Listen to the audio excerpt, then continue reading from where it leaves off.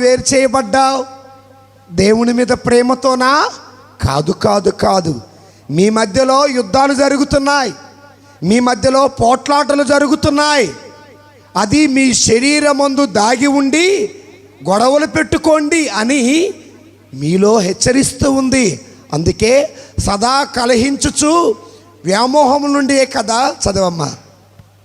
మీరు ఆశించుచున్నారు కానీ పొందటం లేదు కనుక చంపుటకైనను సిద్ధపడుదురు. దేవుని స్తోత్రం, హల్లెలూయా.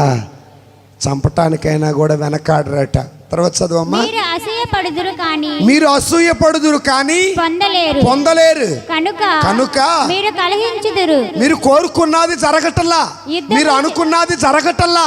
అందుకే గొడవలు పెడుతున్నారు, గొడవలు పడుతున్నారు, గొడవలు పడి కావాలని సంఘాన్ని విభజిస్తున్నారు.